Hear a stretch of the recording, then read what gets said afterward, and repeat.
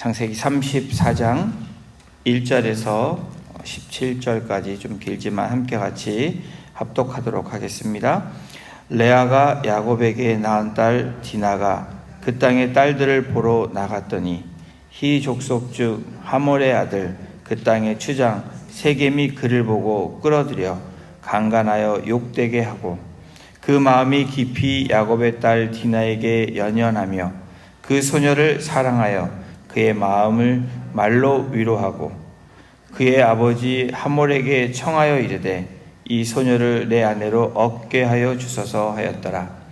야곱이 그 딸 디나를 그가 더럽혔다함을 들었으나 자기 아들들이 들에서 목축함으로 그들이 돌아오기까지 잠잠하였고 세겜의 아버지 하몰은 야곱에게 말하러 왔으며 야곱의 아들들은 들에서 이를 듣고 돌아와서 그들 모두가 근심하고 심히 노하였으니 이는 세겜이 야곱의 딸을 강간하여 이스라엘에게 부끄러운 일 곧 행하지 못할 일을 행하였음이더라. 하몰이 그들에게 이르되 내 아들 세겜이 마음으로 너희 딸을 연연하여 하니 원하건대 그를 세겜에게 주어 아내로 삼게 하라. 너희가 우리와 통혼하여 너희 딸을 우리에게 주며 우리 딸을 너희가 데려가고 너희가 우리와 함께 거주하되 땅이 너희 앞에 있으니 여기 머물러 매매하며 여기서 기업을 얻으라 하고 세겜도 디나의 아버지와 그의 남자 형제들에게 이르되 나로 너희에게 은혜를 입게 하라. 너희가 내게 말하는 것은 내가 다 주리니 이 소녀만 내게 주어 아내가 되게 하라. 아무리 큰 혼수와 예물을 청할지라도 너희가 내게 말한 대로 주리라. 야곱의 아들들이 세겜과 그의 아버지 하몰에게 속여 대답하였으니 이는 세겜이 그 누이 디나를 더럽혔음이라. 야곱의 아들들이 그들에게 말하되 우리는 그리하지 못하겠노라. 할례 받지 아니한 사람에게 우리 누이를 줄 수 없노니 이는 우리의 수치가 됨이니라. 그런즉 이같이 하면 너희에게 허락하리라. 만일 너희 중 남자가 다 할례를 받고 우리 같이 되면 우리 딸을 너희에게 주며 너희 딸을 우리가 데려오며 너희와 함께 거주하여 한 민족이 되려니와 너희가 만일 우리 말을 듣지 아니하고 할례를 받지 아니하면 우리는 곧 우리 딸을 데리고 가리라. 아멘. 네, 오늘 창세기 34장은 이 가정 가운데 일어난 참목사입니다. 극적인 형 에서와 20년 만에 만난 에서와의 이 화해를 하고 난 후에 야곱의 가정에 불어닥친 불행 중에 가장 큰 또 불행이었을 것입니다. 1절이 이렇게 시작합니다. 레아가 야곱에게 낳은 딸 디나가 그 땅의 딸들을 보러 나갔더니 야곱의 12아들 말고 이 레아를 통해서 난 딸이 하나 있는데 그의 이름이 디나입니다. 아마도 요셉과 같은 나이로 추정을 하고 있습니다. 나중에 난 딸이기 때문에 사실은 아들 많은 가운데 딸 하나가 있다. 그 딸이 아버지의 눈에는 얼마나 사랑스럽고 이뻤을까 하는 생각을 합니다. 이 디나가 그 땅, 세겜의 이 가나안 땅을 나갑니다.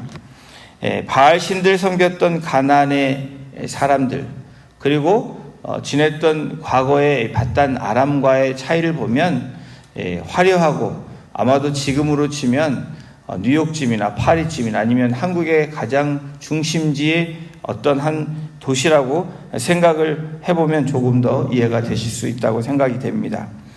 이렇게 디나가 밖에 나갔다가 인생에 어처구니 없는 그러한 봉변을 당합니다.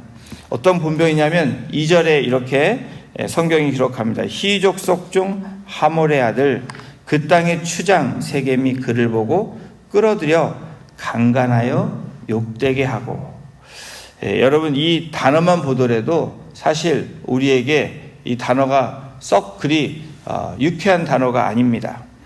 이 히족속 중에 그 족장의 아들에게 강간을 당합니다.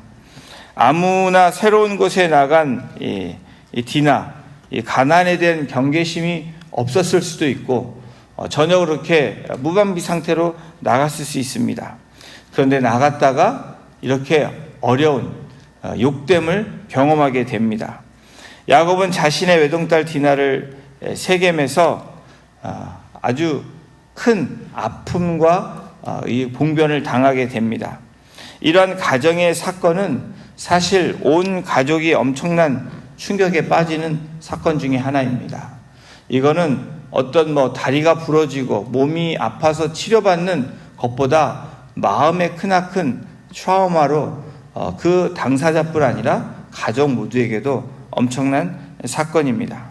여러분, 창세기를 저희가 하고 있는데 창세기의 핵심은 가정을 세우는 한 사람의 얼마나 중요한지를 이야기하고 있습니다. 아브라함과 또 아담에서부터 아브라함, 그리고 이삭과 야곱, 그리고 그 아들들을 통해서 창세기의 족장시대의 이야기를 하고 있는데 가장 중요한 가정을 세우는 중요한 한 사람.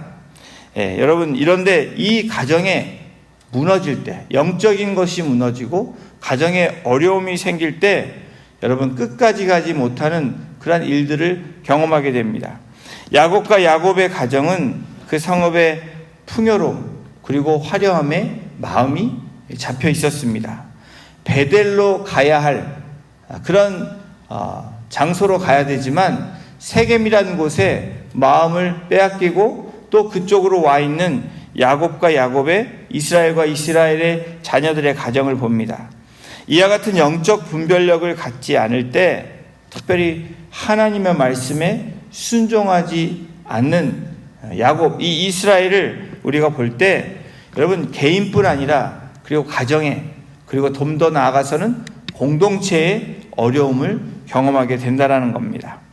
아들이 12명이 있고 그 중에 외동딸이 있는데 이러한 소식을 들은 이 아버지,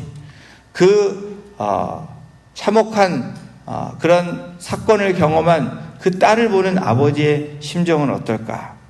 5절에 그런데 야곱의 모습을 이렇게 성경은 기록합니다.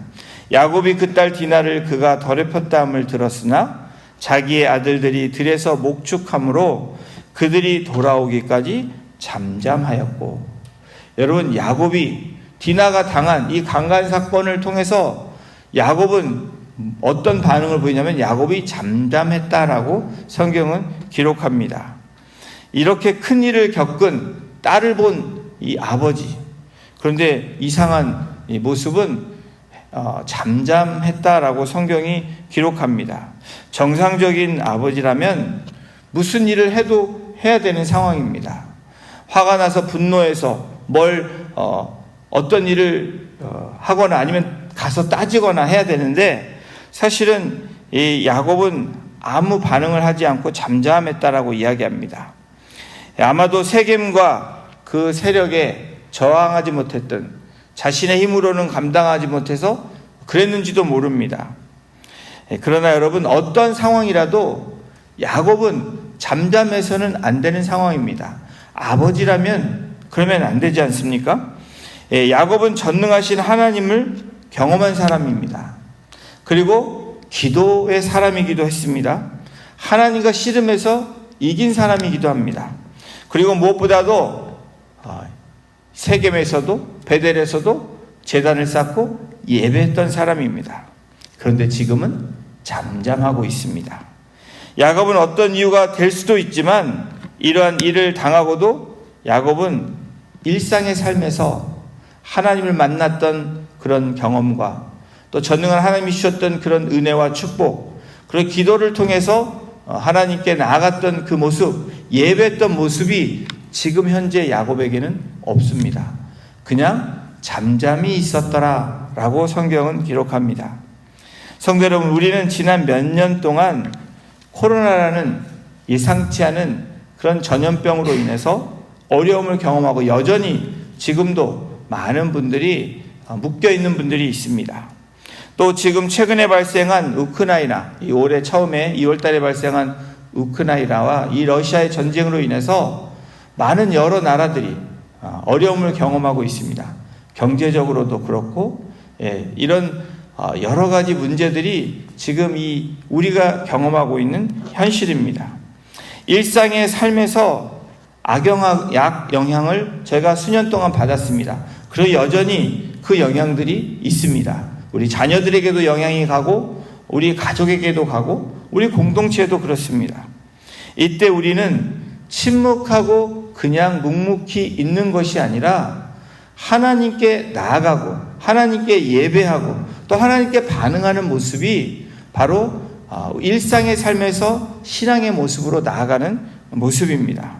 야곱이 경험한 하나님의 은혜와 인도하심을 삶에서 적용하고 살지 않으면 여러분 야곱처럼 똑같이 어느 순간에 묵묵하게 그냥 가만히 있게 되는 우리의 모습을 발견하게 될지도 모릅니다.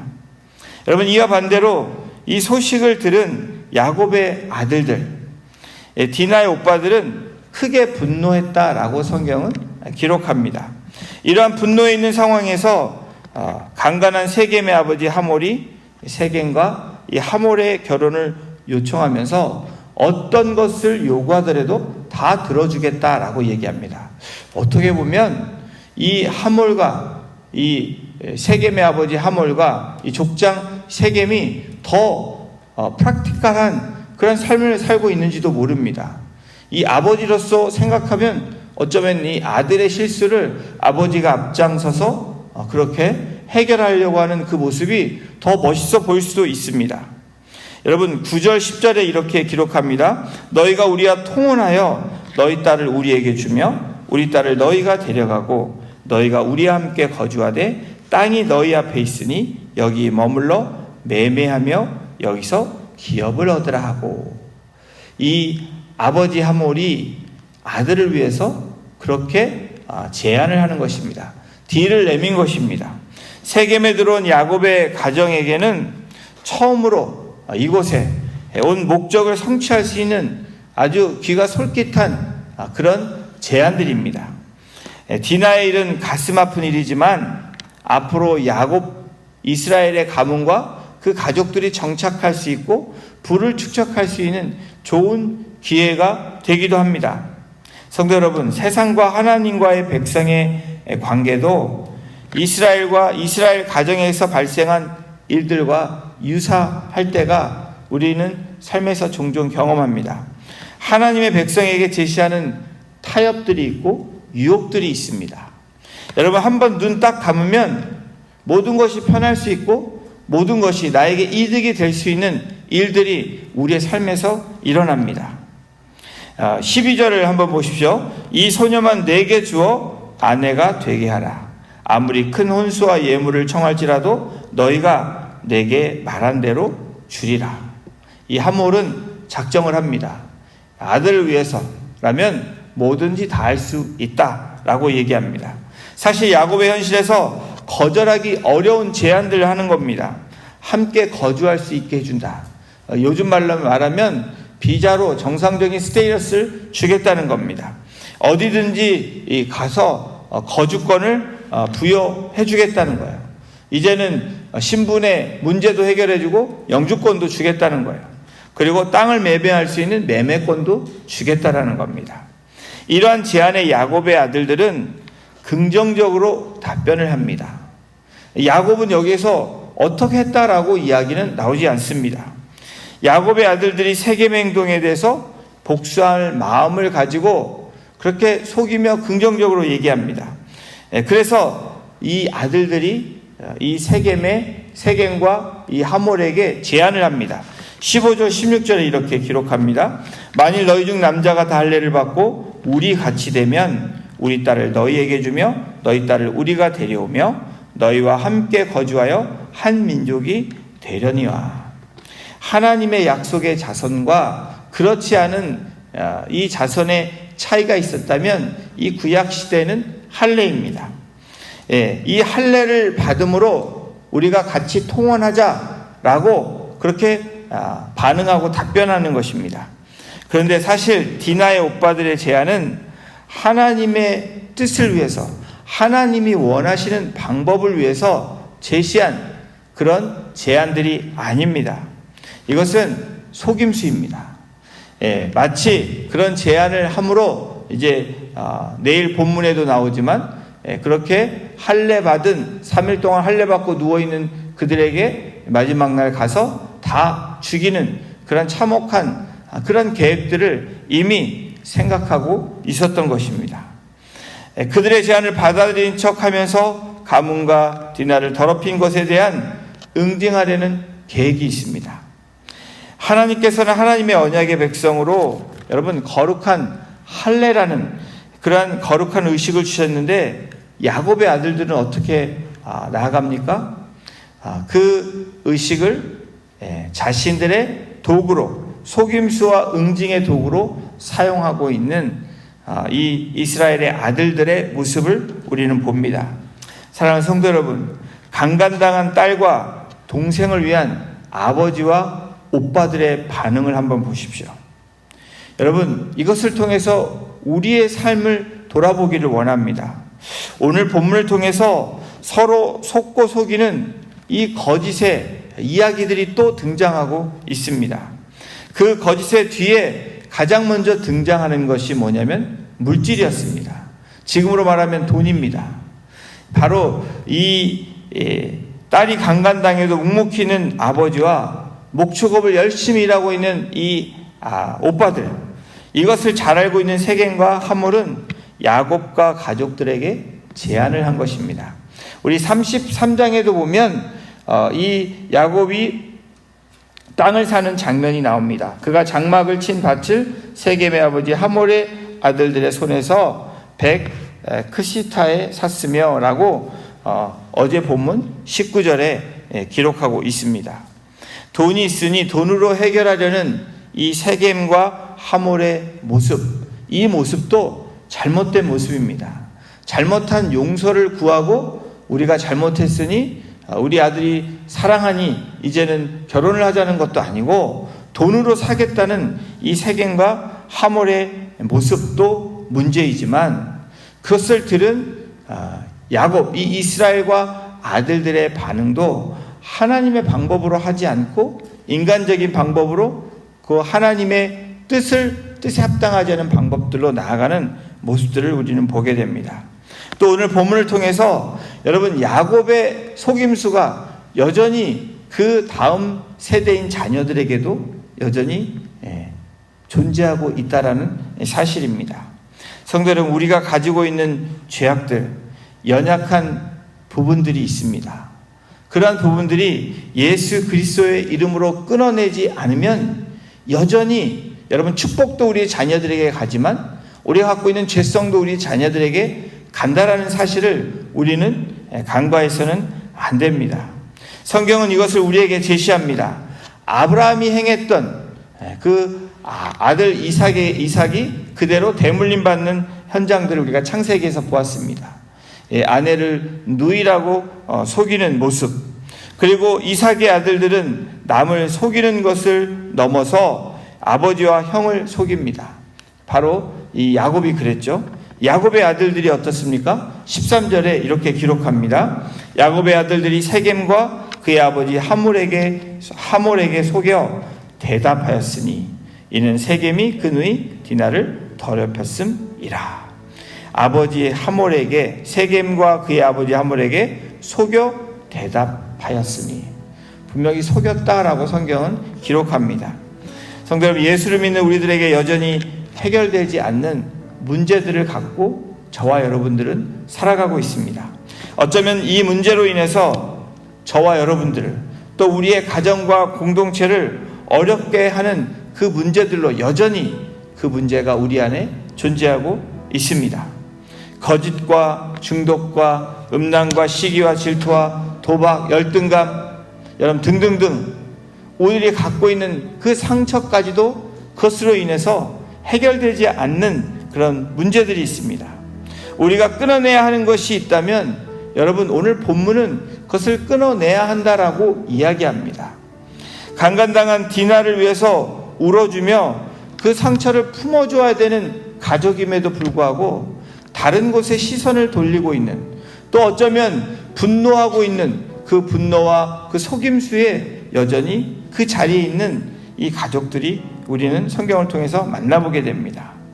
아버지 야곱이 그냥 가만히 있지 아니하고 회개함으로 나아갔다면, 아니 하나님께 기도함으로 나아갔다면, 다시 하나님 앞에 죄를 고하며 또 만났던 그 하나님을 찾으며 나아갔다면 이러한 불상사가 생기지 않았을 수도 있습니다.